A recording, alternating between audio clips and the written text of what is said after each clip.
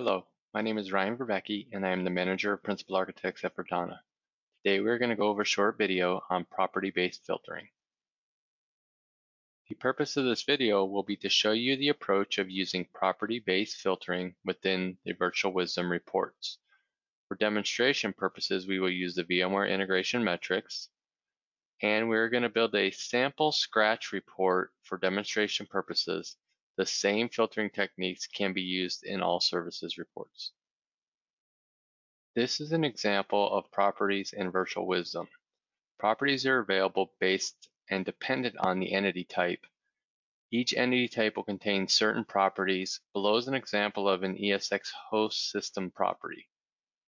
You can see that within here we have things like number of CPU cores, number of CPU packages, the overall state, the power state, the version of ESXi that's running. These are samples of properties that are stored within VirtualWisdom. You can also add custom properties to each individual entity type as needed. We will now go over a couple usage examples.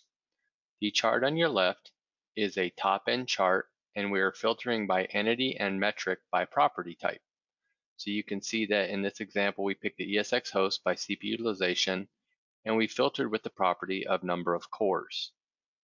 The chart on the right is the ability to filter an inventory chart, and we are saying show ESX host by a specific property and the number of cores.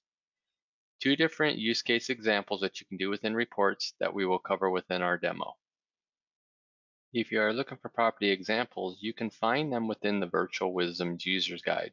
On this slide, you have an example of some of the compute properties. On the left-hand side, you're going to see all host, OS incident, CPU core, and volume groups.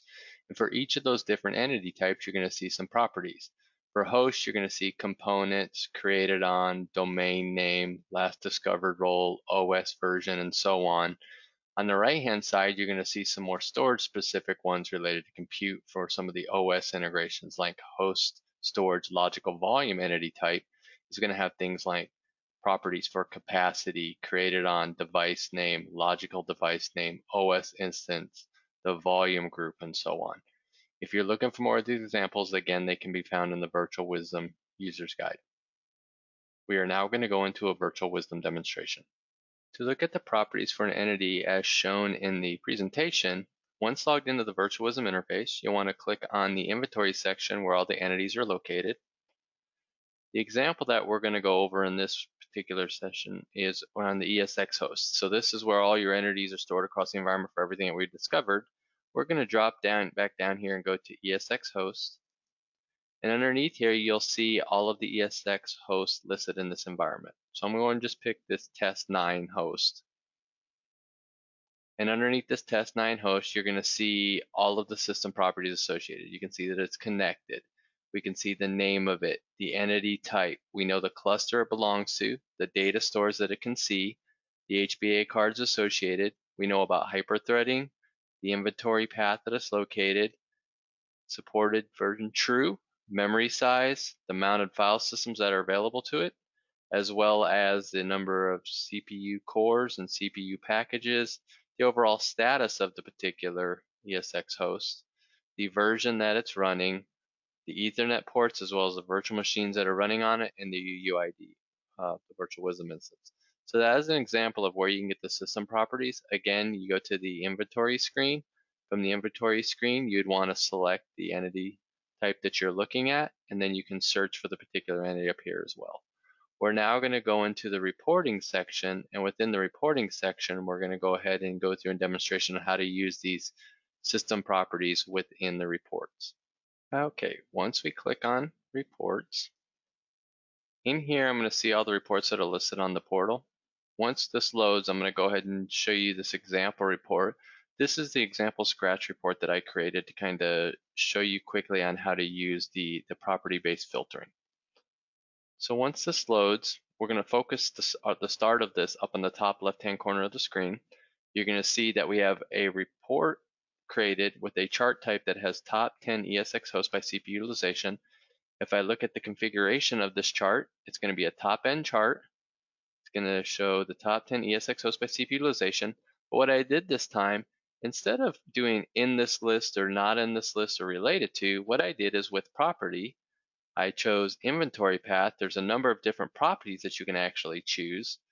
And when I chose those, in this list comes up down here, and then I can go in here and I can pick anything I want out of there. So it's going to show me all the properties I have discovered that have a relation to inventory path. So in this one, I picked data center QE app cluster QE app discovery.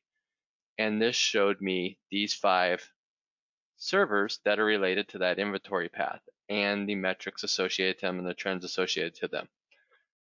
In the chart to the right, what I have done is done an inventory chart looking at ESX hosts by version. So I'm filtering by a property type this time to show me how many ESX hosts and what the version are. What I've done in this chart configuration is I said ESX hosts, but this time, instead of filtering by a metric and then filtering by properties, I'm going to filter directly by whatever the property is. And I remember I told you can add custom properties or you can use your system properties. And in this particular instance, I did system property and I chose the version because I wanted to see the version of the OS is running. But what I did is I took this a step further based on one of the previous vlogs I did on how to use result set filtering.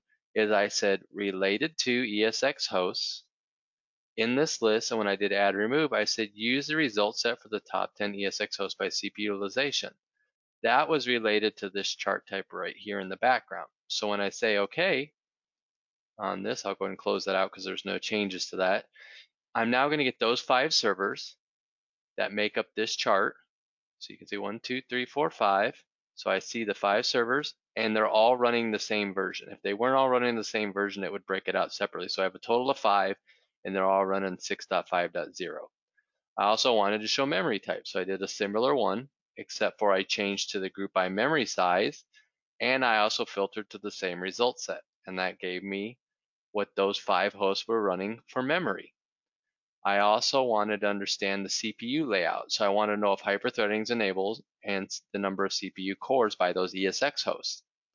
So I did ESX hosts, grouped by the property of hyperthreading enabled, and I related to that same result set, which is this chart. And when that draws out, it shows I have 5 that have hyperthreading enabled, so they're all true, which means it's enabled. I also wanted to see the number of cores. So I said, show me the ESX host by the number of CPU cores related to the same result set. So now I have a total of 5. They have 28 cores. So I have built me a quick report that shows what the CPU utilization is, what the version of the ESX host is, how much memory it has, how many cores it has, if hyperthreading is enabled on those cores. And then I took it a step further in this last chart on the right. I said, show me the ESX VMs by virtual CPU. So if I go into this chart configuration, it's going to show me the ESX VM by virtual CPUs.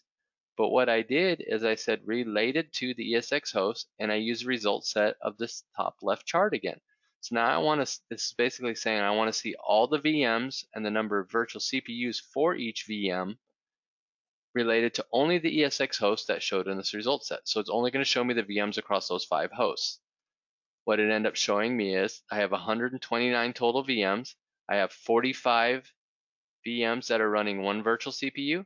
I have 30 VMs running 4 virtual CPUs. I have 28 running 2. I have 13 VMs running 8 virtual CPUs. I have 12 VMs running 6. And I have 1 VM that's running 12.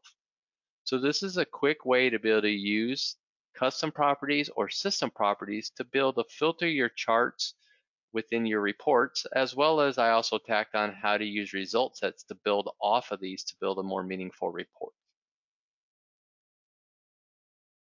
So during this video, we described what properties are within the VirtualWisdom platform. We also explained that you can see some of those example properties within the VirtualWisdom's user's guide. We reviewed where to see the properties as well for the specific entities within the inventory screen within the VirtualWisdom platform. We discussed the option to add custom properties as needed. We showed an example report on how to use property filtering for the following examples: entity to metric property filtering and entity property value filtering. And additionally, we showed how to use properties in relation to the result sets from another chart. This concludes our video on property-based filtering. I want to thank you for watching.